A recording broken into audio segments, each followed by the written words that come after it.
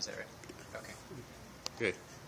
Introduce yourself. Okay, I'm Rich Swingle. I direct the theater program at the MasterWorks Festival. Okay. And this year, what play are you guys doing? We're doing a play called The Jeweler's Shop by a gentleman named Karol Wojtyła. And you might not have heard that name, but here we are in Kosciuszko County. Am I saying that properly? Kosciuszko. Kosciuszko County. And we've got Warsaw right here, so maybe there are people that know that name. But for those of you who don't, Karol Wojtyła later became Pope John Paul II. And he wrote this play when he was a young man. He would take groups of young people through the Tatra Mountains of Poland, and they would discuss the issues of life. And out of that, they developed some plays that they would perform in local churches and local communities as they would go on their way. And so we're really replicating what happened there. I am, and the other faculty are working with them throughout the course of the festival, not only to teach them to be great actors, but also to understand better what it is to be loved by God and to take that love to people around them. And with this play, The Jeweler's Shop, it's focused on love. And the theme is of marriage. There are three couples that the story tells. The play tells their stories, rather to say. And in the context, we see three very different kinds of relationships. One is a very good relationship, but the husband is taken in war. The other relationship is long-lasting, but there's not a real connection going on there, and they're living as strangers to each other, which brings about issues for their daughter, who is then marrying the son of the other couple, and so he's dealing with growing up without a father. So these two young people come together in the third act and wrestle with these issues. So I think almost anyone that comes will relate to this play in one way or another, because we're all either in a marriage or have parents. And so I think that people should come expectant to receive wisdom and that it can be applied to their own lives. That's our hope. That's our prayer, is that people will come away with renewed marriages, renewed understandings of God's love for us. When is the show's dates and times and where?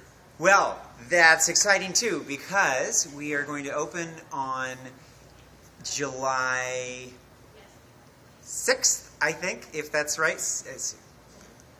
The 5th is a Thursday. 5th is a Thursday, so we start on the 5th. Thank you. Yeah. So we start on the 5th, and the 6th and the 7th. And we're going to have a matinee on, I think, on the Friday, that will be at the Grace Village, the retirement center there. The first and the last performances will be at the Good Shepherd Church, and the middle performance on Friday night. All of these evening performances are at 8 p.m., I think, but check our website just to make sure before you get in the car.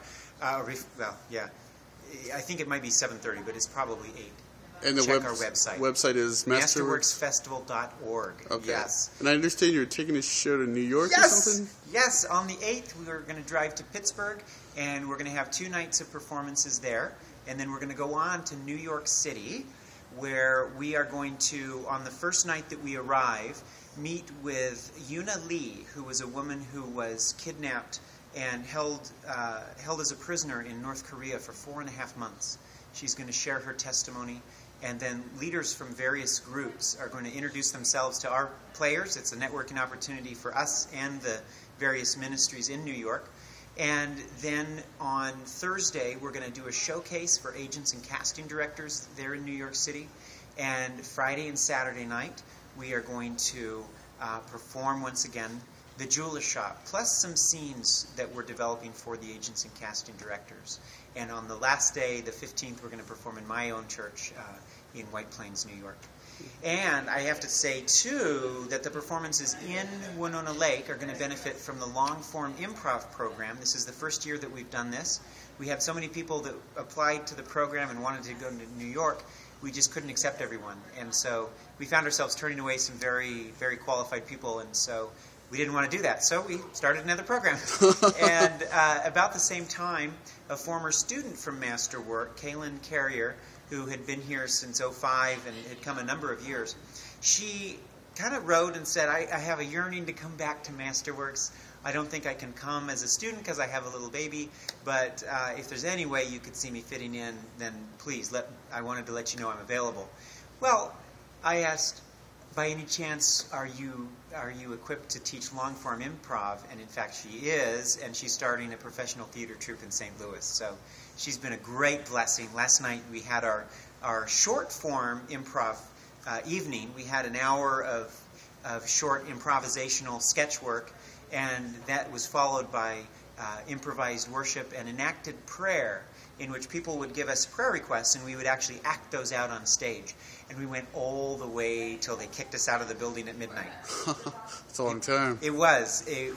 We started at 8:30 and went all the way to midnight. So it was really, I was so proud of our students because they were just right there and available, leaping to the stage to take on prayers. We prayed for the fires in Colorado. Half of us were the fire and half of us were the rain, and we put out the fire. And it may sound silly just to describe it, but I'm hoping we can put that one on YouTube as well, so you can actually see what happened there. And it was actually a very powerful moment, I think, for everybody. But there were people sharing deep hurts from their past, serious physical ailments, and so we as a company met them and acted out their stories for the Lord to invite Him to take action. We've seen a number of prayer requests answered in this way. There was one time, the very first time we did this, there was a prayer request for somebody to get a visa to come to America that was in Melbourne. And we acted out that prayer, and before the evening was done, the gentleman who gave the prayer came back into the building. He said the visa has been stamped. Of course, it was the morning in Australia. And so over the years, a number of people have came and said, these prayers are being answered. So it was a very exciting evening for everyone, I think.